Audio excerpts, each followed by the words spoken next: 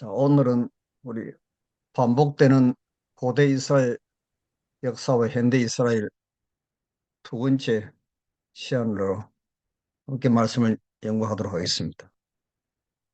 본문 말씀은 민수기 21장 7절에서 9절에 있는 말씀입니다. 백성이 모세에게 이르러 가로되 우리가 여호와와 당신을 향하여 원망함으로 범죄하였사오니 여호와께 기도하여 이 뱀들을 우리에게서 떠나게 하소서. 모세가 백성을 위하여 기도하며 여호와께서 모세에게 이르시되 불뱀을 만들어 장대 위에 달라 물린 자마다 그것을 보면 살리라. 모세가 노뱀을 만들어 장대 위에 다니 뱀에게 물린 자마다 노뱀을 쳐다본 적 살더라. 곧 그들은 불평하던 이 습관에 빠지고 말았다. 그건 40년 전에 정탐꾼들의 보고를 듣고 반역한 후에 즉시 이스라엘 군대가 가나안으로 진군하도록 허락을 얻지 못한 일을 그들은 지금 불만스럽게 생각했다. 그들은 광야에서 오랫동안 치료한 것은 지체라고 말하면서 그들이 이때에도 지금처럼 원수들을 쉽게 정복할 수 있을 것이라고 생각하였다. 그들이 남쪽으로 여행을 계속할 때 그 길은 멀고 어려운 것처럼 보였으며 그들은 피곤과 갈증으로 심히 고통을 받았다. 또다시 그들은 믿음과 인내의 시험을 견디지 못했다. 이 말씀이 중요하죠. 믿음과 인내의 시험을 견디지 못한다 했습니다. 그들은 계속적으로 저희가 경험한 어두운 면에 집착함으로 점점 하나님과 멀어지고 말았다. 가데스에서 물이 그쳤을 때 불평하지 않았더라면 에돔을 돌아가는 여행을 하지 않을 수 있으리라는 사실을 그들은 잊어버렸다. 그들이 여행하는 동안 하루도 하나님의 은혜로운 이적으로 보호함을 받지 않은 날이 없었다. 하나님께서 인도하신 모든 길에서 그들은 갈증을 풀어주는 물을 발견하였다. 하늘에서 내린 떡은 배고플 때 그들의 허기를 채워주었고 낮에는 구름 기둥의 그늘과 밤에는 불 기둥 아래서 평화와 안전을 얻었다. 그들이 고난을 당했음에도 불구하고 온 대열 중에 약한 자가 한 명도 없었다. 그들의 오랜 여행에서도 그들의 발이 부르트지 않았고 옷이 헤어지지도 않았다. 하나님께서는 그들의 앞길에 삼림과 사막에 있는 맹수와 독사류를 제거하셨다. 그분의 이 모든 사랑의 증거에도 불구하고 백성들이 계속 불평을 한다면 여호와께서는 그들이 당신의 은혜스러운 보호를 감사하고 회개하고 겸손히 당신께로 돌아올 때까지 당신의 보호를 거두실 것이었다. 하나님께서는 고대 이스라엘 백성들을 출애굽시켜서 광야로 인도하여까지 수많은 기적들을 통해서 매 순간 날마다 그들의 삶을 인도하시고 그들에게 필요한 모든 것을 다 공급해 주셨습니다. 그런데도 불구하고 그들은 이제 불만에 사로잡혀 있죠. 그들의 마음은 불평과 반역과 정오심으로 가득 차 있었다. 그리하여 그분께서는 그분의 언약을 그들과 성취시킬 수 없다. 불신과 불평과 반역이 고대 이스라엘 백성을 40년 동안 가나안 땅으로부터 차단시켰다. 똑같은 죄들이 현대 이스라엘을 하늘 가나안으로 들어가는 것을 지체시켜 왔다. 자, 똑같은 죄들입니다. 이것이 이제 불신, 믿음이 없는 것이고 그 결과로 또 늘 삶 속에 불평, 불만, 반역이 이제 계속 나타나는 것이죠. 이것이 예수님의 재림을 지체시키고 있는 것입니다. 하나님의 백성과 더불어 세우신 그분의 언약이 무효가 되었으므로 그분은 모세에게 나대로 하게 하라. 내가 그들에게 진노하여 그들을 진멸하고 너로 큰 나라가 되게 하리라. 고 말씀하였다. 이스라엘 백성 중에 특별히 스킵 무리가 걸핏하면 하나님께 대해 반역을 하였다. 그들은 또한 그들의 지도자에 대하여 불평하고 그들의 불신과 고집으로 그를 슬프게 하게 될 수 있다. 고대 이스라엘 백성들이 하늘 가나안 땅에 들어가지 못하도록 한 이 모든 원인이 이 섞인 무리 때문에 그랬습니다. 오늘날 예수님의 재림이 이렇게 지체되고 있는 것도 교회 안에 있는 이 섞인 무리로 인하여 이렇게 지금 재림이 지체되고 있는 것이죠. 3일 여정 후에는 공공연한 불평들이 들렸다. 이러한 불평은 이스라엘과 완전히 연합하지 않은 많은 섞인 무리에게서 시작되는데 그들은 끊임없이 피난할 구실을 찾고 있었다. 그 불평자들은 행진 방향에 불만을 품고 모세도 역시 그들과 같이 그들의 지도를 따르고 있다는 사실을 잘 알면서도 모세가 그들을 인도하는 길에 대한 결점을 끊임없이 찾고 있었다. 불만은 전염되었고 얼마 안 가서 온 진영에 퍼졌다. 이것은 사다마귀 루스벨이 하늘에서 부하 천사들을 선동시켜서 타락시킨 똑같은 죄입니다. 하나님에 대해서 또 예수 그리스도에 대해서 불평, 불만을 퍼뜨리고 그것이 온 천사들을 간임시켜서 전염시켜서 죄 없는 아무 죄도 없는 죄 없는 천사들을 3분의 1을 타락시키게 한 그 원인이 바로 이 불만이었죠. 지도자들에 대한 불만이었습니다. 자, 오늘 우리는 이 섞인 무리가 누구인가 하는 것입니다. 현대 이스라엘의 섞인 무리는 누구인가? 이 문제를 자세히 보시 기 바랍니다. 호세아 7장 8절에 에브라임이 열방에 혼잡되니 이건 완전히 바벨론이죠. 저는 곧 뒤집지 않은 전배기로다. 프라이팬에 지금 빵을 굽는데 뒤집지 않으면 반쪽만 구워지는 것이죠. 이것은 우리가 먹지도 못하고 이거 먹으면 이제 설사가 나든지 흘러나는 것이죠. 자, 이 섞인 물이 오늘날 이 섞인 무리는 예복을 입지 않는 무리라고 이야기했습니다. 예복. 이것이 그 마태복음 22장 1절에서 14절에 자세히 기록되어 있습니다. 자, 청함을, 청함을 받은 자는 마태, 택함을 입은 자는 적으니라. 그 14절 보시면 이 섞인 무리 가운데 이 섞인 무리가 수가 더 많고 택함을 입은 자는 수가 적습니다. 지금 큰 거리에 나간 임금의 종들은 악한 자나 선한 자나 만나는 대로 모두 데려왔다. 이 무리는 섞인 무리이다. 맨 먼저 초청을 받은 사람들은 임금의 잔치에 가기 위하여 세속적인 이익을 희생할 수 없다고 생각했다. 이 첫 번째 초청은 유대인들에게 이제 주어진 것이죠. 그런데 이 유대인들이 참 예수님도 거절하고 그분의 제자들도 또 죽이고 거절했습니다. 그래서 이 임금이 화가 나서 지금 밖에 나와서 이제 아무나 이 혼인 잔치에 데려오라고 이제 명령을 했죠. 그리고 이 초청에 응한 사람들 중에는 저희 자신의 유익만을 생각하는 자들이 있습니다. 그들은 잔치에 푸짐한 음식을 먹기 위해 왔지 임금을 존경할 마음이 있어 온 것이 아니다. 이것이 바로 기복 기복 신앙입니다. 수많은 그리스도인들이 이 교회에 나오는 목적을 사업이 잘 되고 뭐 자녀들이 출세하고 이, 이 세상에 참 물질적인 축복과 유익을 위해서 교회에 나오는 사람들이 많습니다. 이 하나님의 품성을 닮아가는 거 이것하고는 이제 아무 상관이 없죠. 임금이 손님을 들 버리고 들어왔을 때 각 사람의 본성이 드러났다.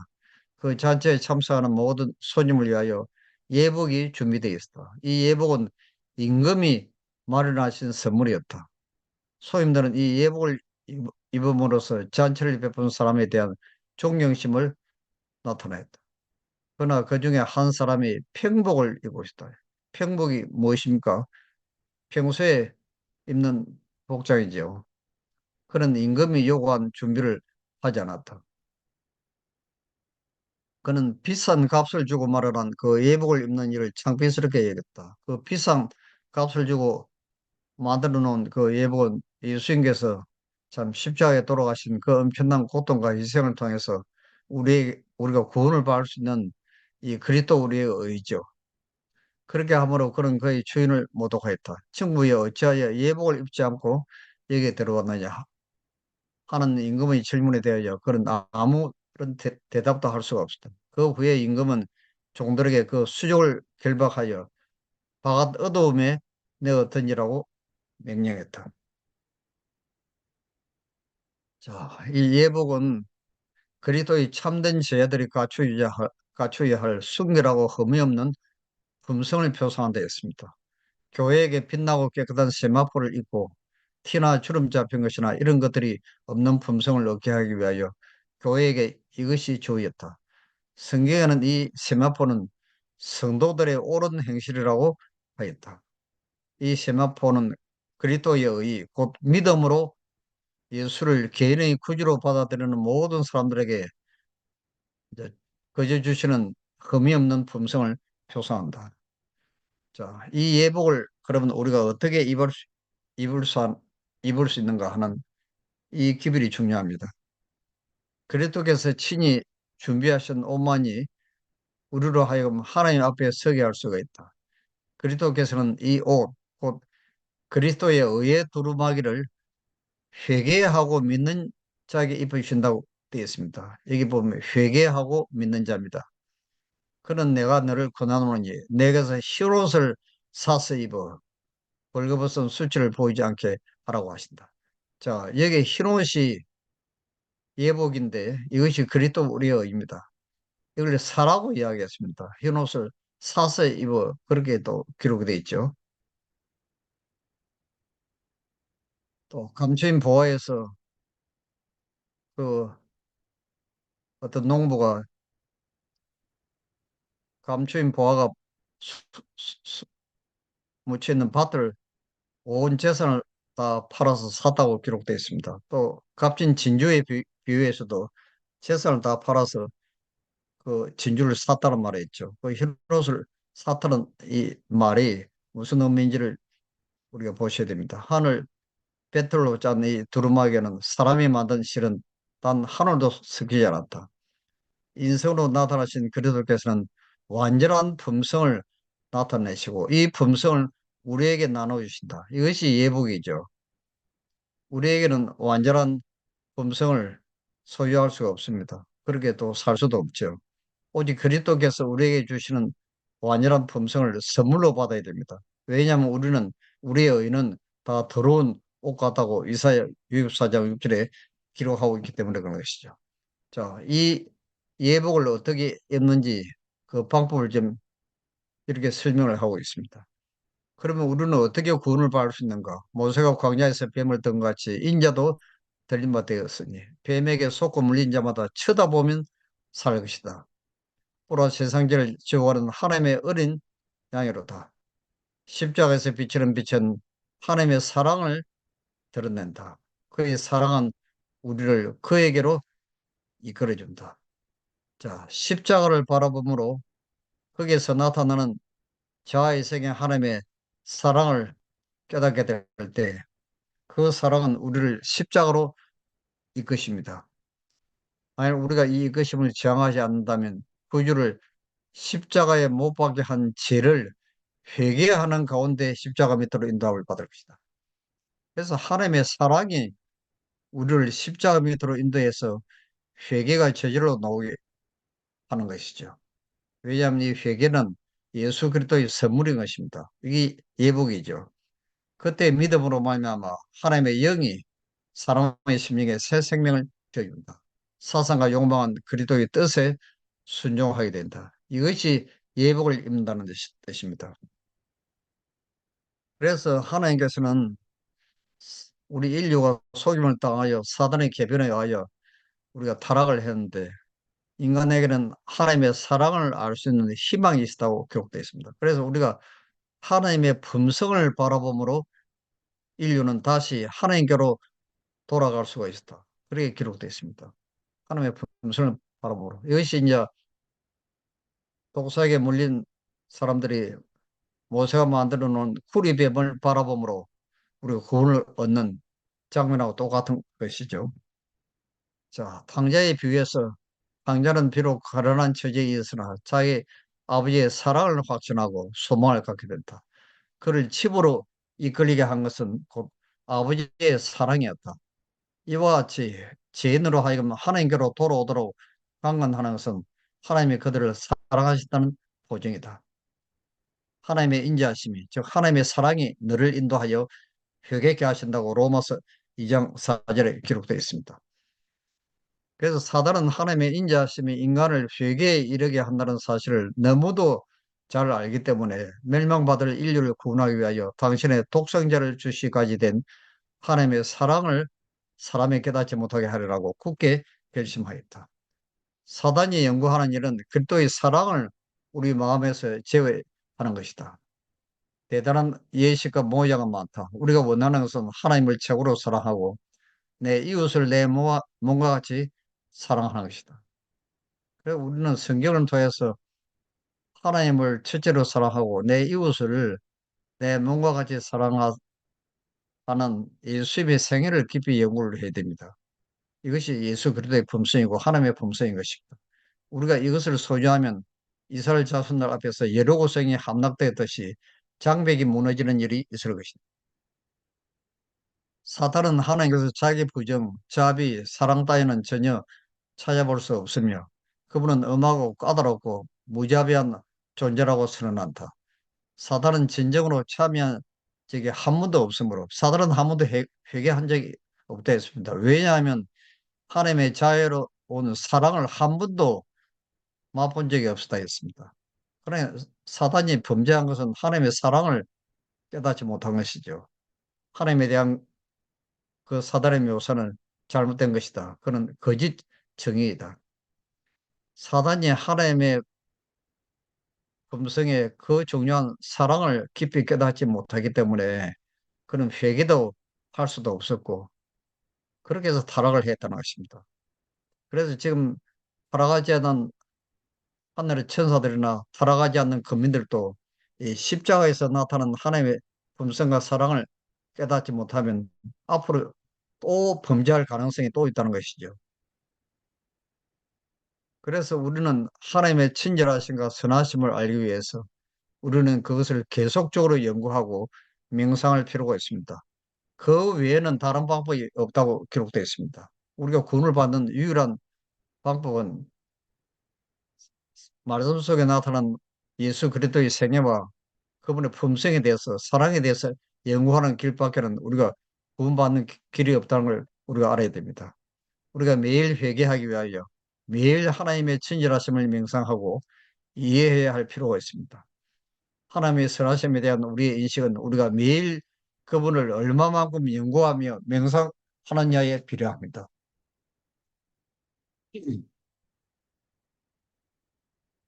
이것이 예복을 잇는 방법입니다. 자, 그래서 하나님의 사랑은 회개로 이끌고 회개는 또 헌신으로 나타납니다. 자, 우리의 정로계단을 보시면 그대가 자신을 그에게 바치고 이 바친다는 말이 나오죠. 이게 헌신이죠. 그를 그대의 구주로 받아들이면 그대의 생애가 아무리 악하였을지라도 그의 공로로 인하여 그들은 어렵다 하심을 얻는다.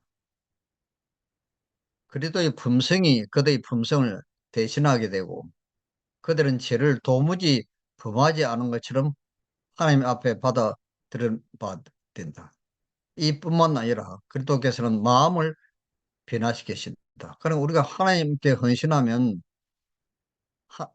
하나님 아버지께서는 우리의 품성을 보시는 것이 아니고 나를 위해서 온전한 율법을 순종하고 온전한 품성을 살아가신 예수님의 생애를 보시고 품성을 보시고 우리를 과거의 죄를 용서받고 어렵다 하시는 것이죠. 그것뿐만 아니고 내 속에 계시는 예수님께서 내 품성을 예수님처럼 하나님처럼 우리를 재창조해 주시는 것입니다. 이것이 믿음으로 말미암아 의의 기별의 핵심이죠. 그래서 우리가 우리 자신을 그리스도께 바칠 때 우리의 마음은 그리스도의 마음과 연합되고 우리의 뜻은 그분의 뜻에 합병되고 우리의 정신은 그분의 정신과 하나가 되고 우리의 생각은 그분에게 사로잡히게 되어 마침내 우리는 그분의 생애를 살게 된다. 이것이 바로 그분의 의의 옷을 입는다는 겁니다. 그리하면 주께서 우리를 보실 때 무화과 나무 잎으로 엮은 옷이나 죄로 인해 벌거벗고 뒤틀린 우리의 몸은 보지 아니하시고 여호와의 율법을 온전히 순종하심으로 이루신 당신 자신의 의의 두루마기를 보게 된다. 자, 여기에서 중요한 기별은 우리가 우리 자신을 그리스도께 헌신하는 것, 바치는 것이 핵심입니다. 이렇게 하면 우리의 품성을 예수님처럼 변화시켜 주시는 것이죠. 그래서 이 믿음으로 말하면 의의 칭의란 무엇인가? 그것은 인간의 영광을 뒷걸 속에 내 던지고 인간이 스스로의 힘으로 할 수 없는 것을 인간을 위해 행하시는 하나님의 역사이다. 우리들은 우리 스스로가 할 수 없는 것을 하나님께서 인간을 위해서 해 주신다는 이 마지막 문맥을 좋아한다. 그러나 많은 사람들이 댓글 속에 인간의 영광을 내 던지고라는 이 문명은 좋아하지 않는다는 것입니다. 그래서 많은 사람들이 그리스도의 값없는 은혜로 선물로 구원을 그냥 거저받는 것은 좋아하지만도 이 헌신이라는 단어와 이 댓글 속에 인간의 영광을 내 던지고 하는 이 문맥은 싫어한다는 것이죠. 여기서 이제 문제가 있는 것입니다. 만약 그리스도가 그들이라면 그들은 어떠한 의도 소유하고 있지 않다는 것을 암시하고 있는 것이다. 우리에게는 의의가 없습니다. 더욱더 절망적인 것은 내가 지금까지 시도해온 모든 선한 행위들은 의가 아니라는 것입니다. 안식을 지키는 것, 11조를 드리는 것, 또 선교 사업을 하는 것, 설교하고 성경 연구하는 이 모든 것들은 전부 의가 아니라는 것입니다. 우리 설교자들이 그것에 대해서 이야기하기를 좋아하지 않는 이유는 그것이 그대와 마찬가지로 우리들을 정죄하기 때문이다. 아무도 인간의 어떤 공적이 자신이 지은 죄의 빚을 조금이라도 가운데 도움을 줄 수 있으려는 제한되고 편협한 견해를 주장하지 말 것이다. 이러한 견해는 치명적인 희망이다. 만약 그대들이 이 뜻을 이해하려면 겸손한 마음으로 대속의 의미를 살펴보아야 한다. 이 문제를 밝히 깨닫지 못하므로 하나님의 자연하고 주장하는 수천 수많은 영혼들이 저들 자신의 행함을 의존함으로 마귀의 자녀들이 되었다. 그래서 오늘날 많은 사람들이 율법을 지킴으로 구원을 얻으려고 착각을 하고 있습니다. 이것은 의가 아니라는 것입니다. 의는 그리스도 한 분밖에 없습니다. 우리 마음속에 예수님이 임재하실 때 의가 들어오는 것이죠. 내 속에 계시는 예수님께서 나를 예수님처럼 하나님의 품성으로 변화시키는 것. 이것이 성화고 이것이 구원인 것입니다. 그래서 이 믿음으로 말미암는 의 교리는 이론이 아니고 신앙적인 이론이 아니고 경험이라는 것입니다. 그래서 화이트님 말씀하신 이 믿음으로 말미암의 기별의 결론은 예수 그리스도고 그분의 품성, 그분의 사랑이라고 분명히 이야기했습니다. 그래서 이 사도 바울이 자기는 율법으로는 흠이 없다고 자신만만했지만도 이 바울은 참 예수님을 믿지 않을 때 자기가 잘못 알고 있었다고 기록을 하고 있습니다. 그래서 이 사도 바울이 자기는 철저하게 하나님의 율법을 완전하게 지켰다고 이야기했는데 이것은 바로 거짓이었고 그것은 그리스도 밖에 있는 믿음이었습니다. 우리도 이렇게 살 가망성이 많죠. 니고데모는 흐린 마음으로 이 성경의 말씀들을 읽었었으나 그런데 이제 그 말씀의 뜻을 깨닫기 시작했다. 외적인 생애에 적용되는 것과 같은 율법의 조문에 대한 문자적인 순종은 그것이 아무리 엄격하게 지켜진다 하더라도 사람에게 하늘 왕국에 들어가게 하는 자격을 줄 수 없다는 것을 니고데모는 깨달았다. 우리가 율법을 지킴으로 구원을 받는 것이 아닙니다. 우리는 예수님이 우리 마음속에 개인의 구주로 임재해 계실 때 구원을 받는 것이죠.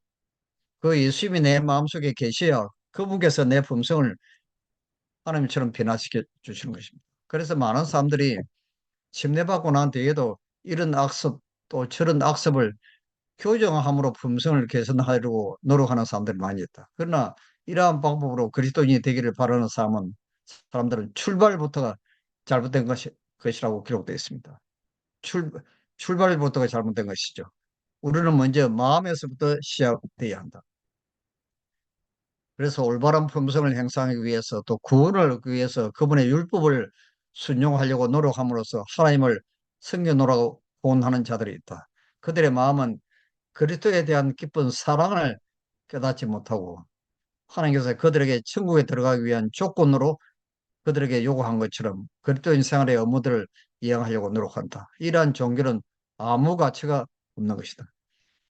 그러니까 그리스도의 사랑을 깨닫지 못하고 율법만 지켜서 구원받으려고 하는 이 신앙은 우리를 구원하지 못하는 것이죠. 자, 여기에 예수 그리스도 안에 있는 믿음을 통하여 사람이 자기의 능력의 재선을 따라 수행하고 십계명에 순종함으로 주님의 길을 지키려고 노력할 때 그리스도의 완전히 뉘우치고 순종하는 영혼의 범죄를 듣기 위하여 입혀 주시는 바가 된다.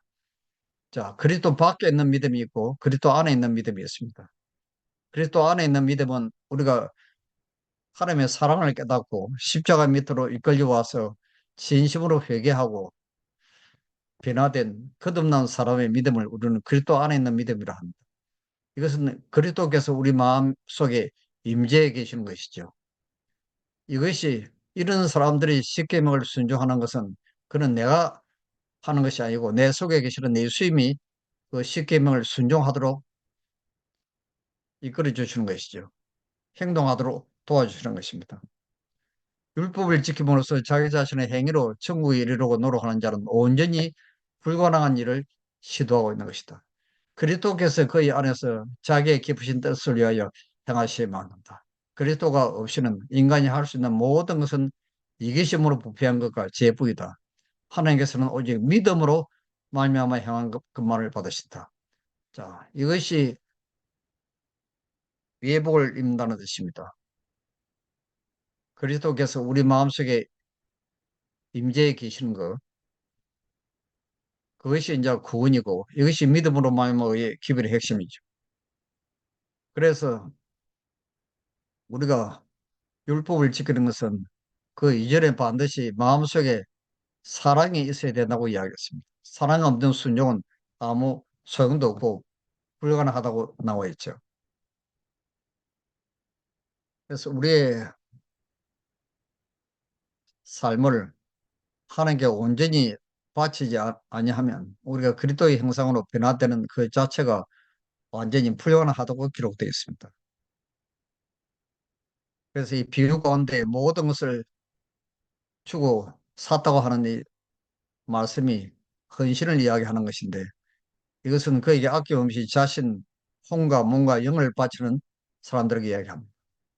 자, 많은 사람들은 내가 어떻게 내 자신을 하나님께 바칠 수 있는가라고 묻는다. 그대들은 그대 자신을 하나님께 바치기를 원하나 도덕적인 힘이 약해서 유혹의 종이 되고 제약적인 생애의 습관의 지배를 받고 있다.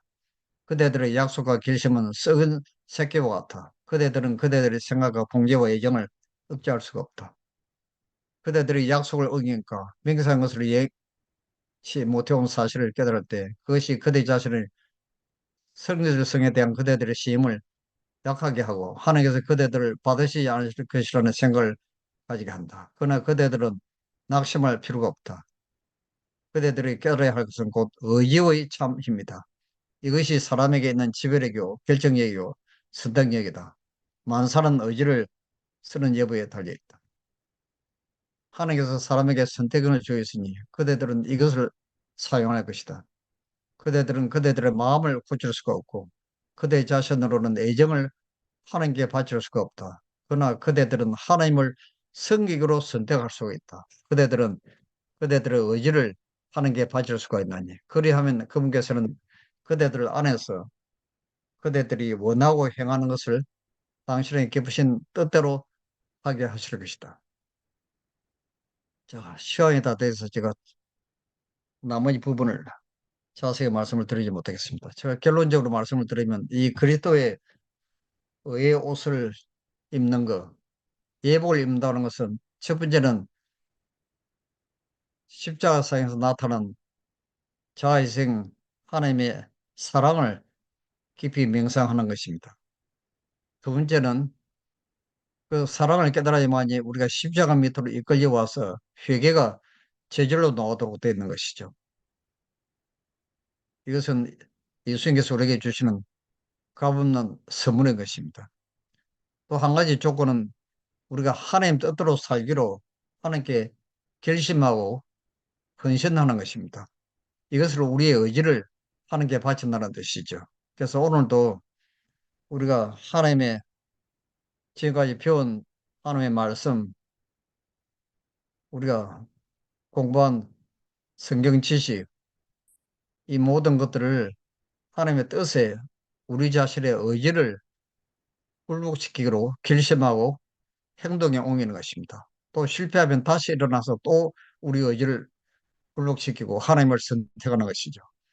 우리가 끊임없이 실패하더라도 의인은 7번 넘어질지라도 다시 일어나느니 하는 이 말씀처럼 끊임없이 그리스도를 향하여 그리스도를 바라보고 또 넘어지면 다시 일어나서 또 다시 또 선택하고 시행하는 것입니다. 이것이 우리의 의지를 그리스도께 바친다는 뜻이죠. 이렇게 하면 값없는